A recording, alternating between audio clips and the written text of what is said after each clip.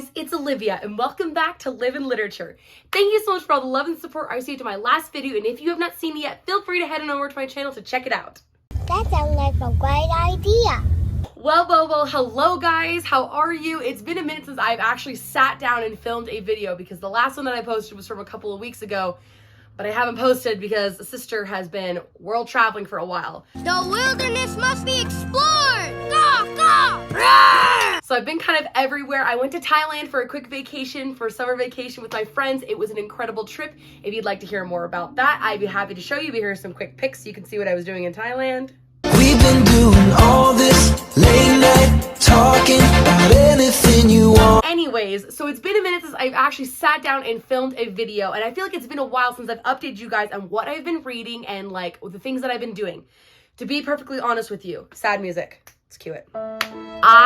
For the past month and a half before all of this, was going through one of the world's worst reading slumps of my entire life. Who can relate? Woo! I have never had such a bad reading slump. It was one of the worst reading slumps I've ever had, ever. Like, I was so unmotivated to read. No books were piquing my interest. Everything was just like boring to me. Nothing was like holding my attention. And I'll be honest, like, I was still buying books because like I have a book buying addiction, but But remember, it could always be worse. I literally could not get myself to read anything. And finally, after like 6 weeks, I am through the dark clouds. I am over on the other side. I've crossed over on the other side of the rainbow. I'm here to tell you that I have like been back on my reading game. Gotta get your head in the game. We gotta get ahead in the game. I have been hitting it hard with my books, and all of a sudden I'm inspired again. I'm loving books again. And so I have a couple of old books to share with you today, but also a couple of new books that you guys have not heard me talk about yet today to share with you. As you've seen from today's title of the video, it is the mid-year reading check.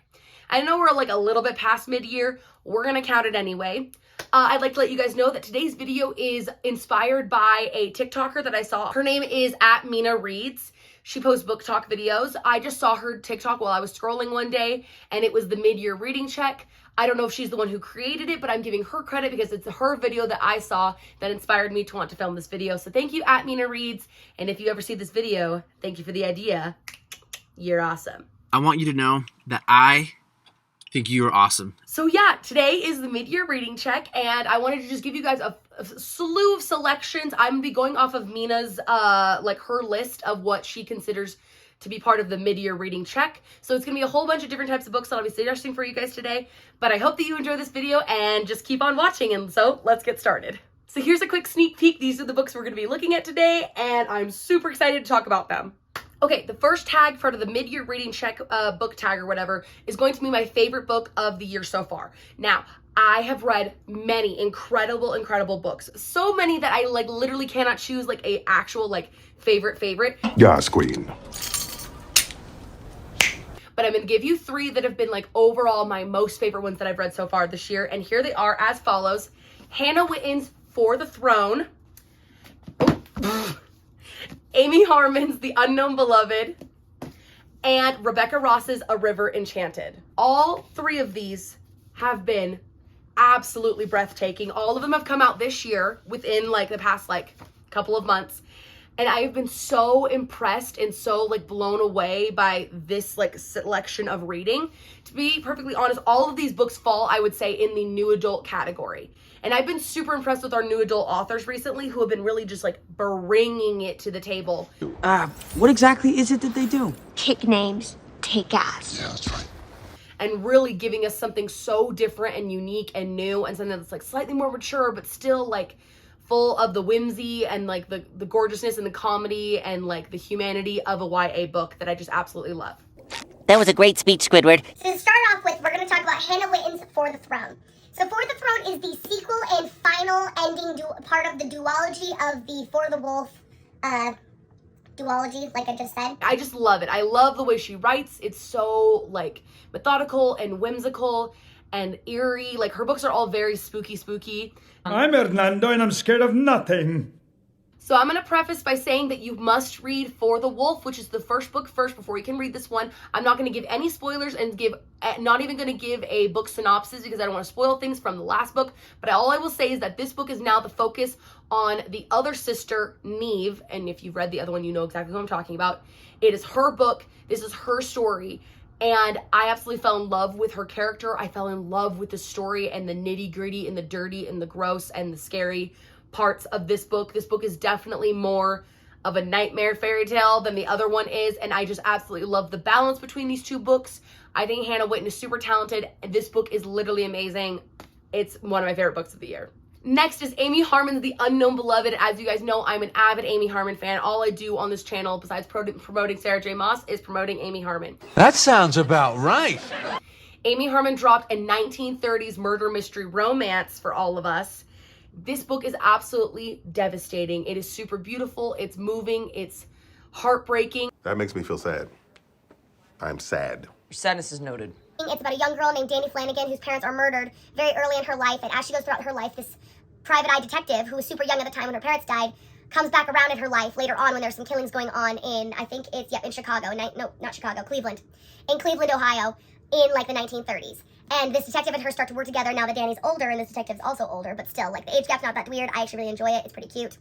Anyways, they start working together now that there's a new slew of murders going on in Cleveland, Ohio, where Dani's located. It's very sweet, very romantic. If you like historical fiction, you will love this book. It is seriously one of my favorites of hers. Definitely one of the best books I've read so far this year. And last but certainly not least, in my favorite book category, we have A River Enchanted by Rebecca Ross. I am 1,000,000,000,000,000% obsessed with this book.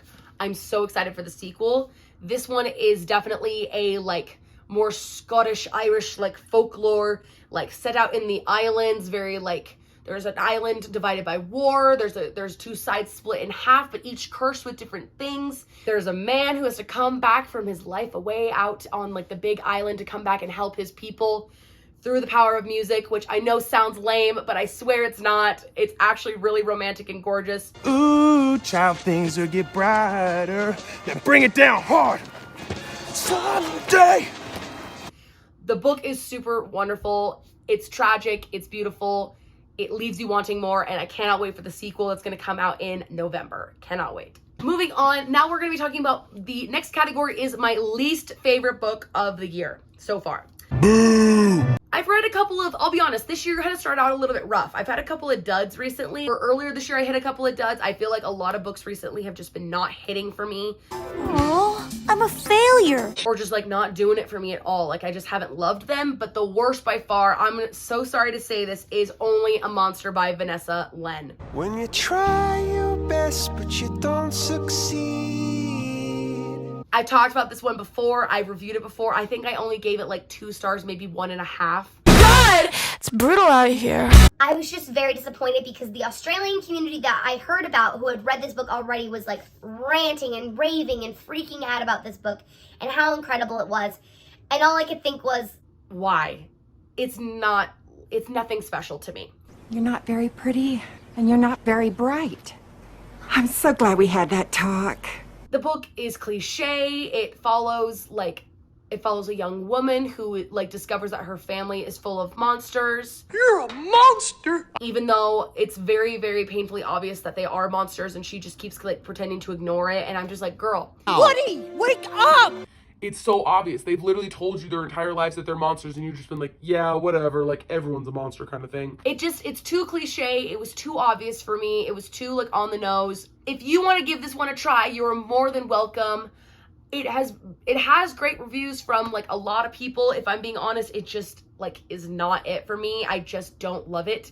I think it's just a little too cliche, a little too fast paced, and it just isn't a concept that I really like at all. I just find the main character just very annoying. Oh, shut up, you're so annoying! Regardless, someone else might enjoy this, and so this one for me, I'm sorry, Vanessa Len, this is my least favorite book of the year, Only a Monster, I'm sorry. Now, we are getting to the prettiest book cover, like prettiest book of the year, so which book you think is your prettiest that you've read so far this year, and this is one that I literally just finished this week, and it is The Hotel Magnifique by Emily J. Taylor.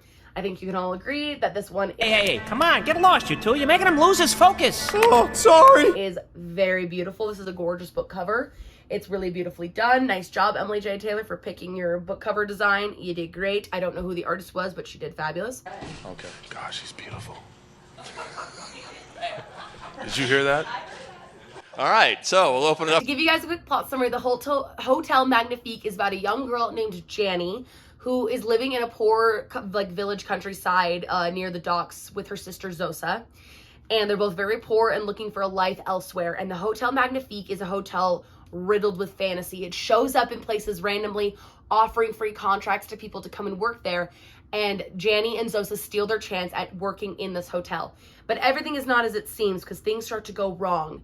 And Janny will have to use her wits and with the help of her fabulous and very handsome ally, Belle, the bellhop, to help her figure out the magic of this hotel and what is going wrong. The book overall, I thoroughly enjoyed. I thought that there were some parts that were a little bit rushed through. I would have liked a little bit more explanation of the magic system. Regardless, the characters are very believable and very fun to read about. I really liked Janny's character a lot. I felt like she was very realistic. She's just extremely determined and like she knows what she wants and she's gonna go after it. I really enjoyed that about her. I think the book is really, really well done. I gave it 4 stars on my rating, and I think it's a great one to check out for the prettiest book of this year. She's really pretty. Really pretty. Next, we are talking about the longest book that I have read this year. I checked this out weeks ago for a bit of light reading. This is light. And I think you guys all know what it is. Drum roll, please. It is Sarah J. Maas's Crescent City Book 2, House of Sky and Breath. Yes, I know all of you true Live in Literature fans know. They're thinking, wait a minute, why wasn't the new SJM in Olivia's favorite books of the year? Had to save it for this category. It is by far the longest book that I have read this year. And I'll be honest, it is one of the best books I've read this year. 1,000,000 stars in my book. This book is unfreaking matched in how freaking good it is. If you're not an SJM fan, no. Well said, well spoken, BG. And then if you are an SJM fan, you know that I have ranted and raved and talked nothing but good things about this book. I absolutely adore it. This is book 2 in the Crescent City, I think trilogy is what it's going to be, but in the Crescent City series. We are back with Bryce and Hunt. The world is at peace. Everything's normal, but is it? Bryce and Hunt are going to get swept back into a world war that are they going to decide to participate in or not? And what is going to happen to their love in the meantime as they're like letting things cool out? Are things going to heat up or are they just going to let things go? We will find out. So that's a quick plot summary for you of Crescent City Book 2. But this book, I just have to let you know, is, how many pages is it? This book is 805 pages. This is not a book to mess around with. This is a beefy freaking book. Look at the material. 805 pages right here of pure gorgeousness, of pure, unadulterated passion, love, anger, fury, adventure, magic, people, romance, the whole 9 yards. This book exceeds all expectations of what a fantasy book should be, and I'm absolutely obsessed with it. It's the best book. It's the longest book that I read this year, and I absolutely adore it. She's huge, but she's so beautiful. Now the next category is a book that didn't meet my expectations. So this is the book that may have let me down when I started to read it or after I finished reading it, and it just did not meet the expectations that I had for it. I'm not mad. I'm just disappointed. You know it, you love it, the whole book world loves it. It is A Song of Achilles by Madeline Miller. Who cares? Don't say that. Please don't say that. It was real. This book let me down, and it let me down hard. I've already shared my thoughts about this book, I think in a book review that I did a couple of months back, but regardless, if you're in the book community, you know about The Song of Achilles, you know it exists. It's one of Book Talk's most beloved books because everyone says it is the book that'll make you cry because it is the romance to die for and cry for. And I would do anything for love. If I'm being honest, I think the romance is weak. I think the romance isn't as romantic as everyone makes it out to be. And it's the book, I will be honest, is correct. They're correct. It's tragic. It's tragic and it's sad, but it's not romantic. How can you not be romantic about it? It made me sad for the people, and it made me sad for the people involved in this story, if I'm being honest. I was sickened by the end and disgusted, and maybe that's the point. But I just expected to be like, from what the whole world has been saying about this book, I expected to be blown away by this mind-blowing love saga between Patroclus and Achilles. So this is love. Just wasn't. I just wasn't. If anything, I felt sorry for them, and I just felt like there could have been so much more to this book. It could have been so much better. It could have been so much more romantic, and if I'm being honest, I just was super let down with this one. My disappointment is immeasurable, and my day is ruined. This is one that, like, if you want to give it a go, I don't blame you, because, like, the whole world is obsessed with this one.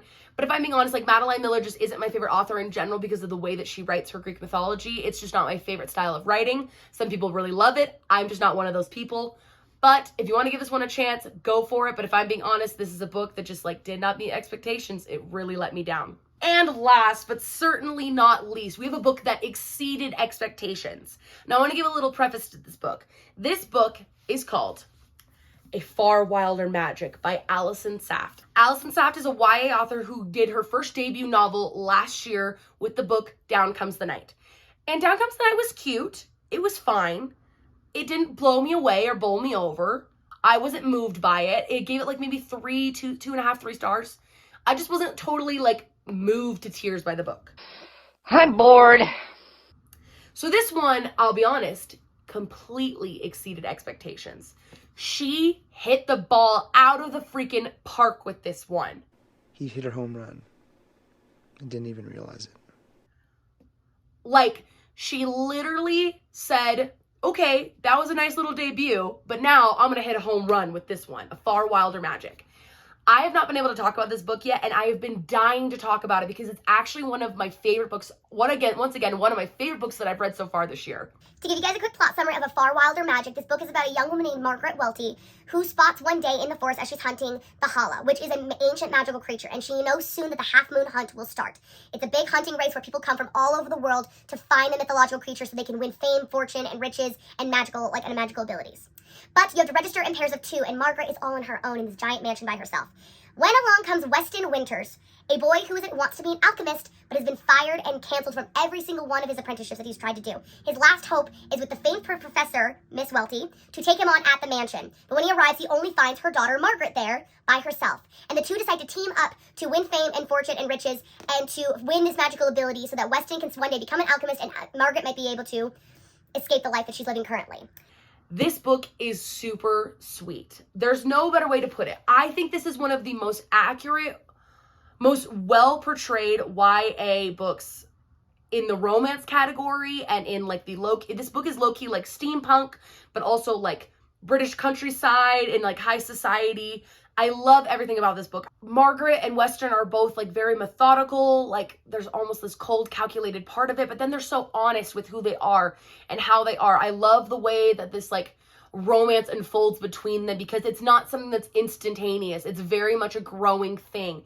And I love romances that are like grown thoroughly and like grown with like the grit and the soil and the water and the sunshine and just grown into something really beautiful. And their romance is one of those that's grown really beautifully and in a very like thought out way that I just absolutely adore. Weston and Margaret are dynamite. They're so, you just want to root for them because you just love them. The book is amazing. Allison Saft really exceeded expectations and knocked this book right out of the park. I recommend this book to anyone who maybe is in for more of a slightly historical fantasy adventure romance. It's very sweet. It's tender.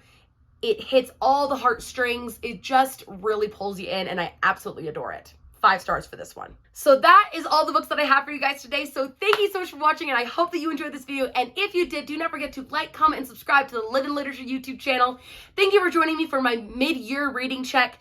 I'm hoping to be more back on schedule with you guys. I know that I've been gone, I've been absent, I've been doing things, but thank you to all of my subscribers and all of my new subscribers who are just here now. Welcome, welcome. We're so happy to have you. If you guys were wondering, I've been waiting to the end of the video to talk about this. My amazing t-shirt, if you can see it, it says my favorite tropes. These are my favorite tropes.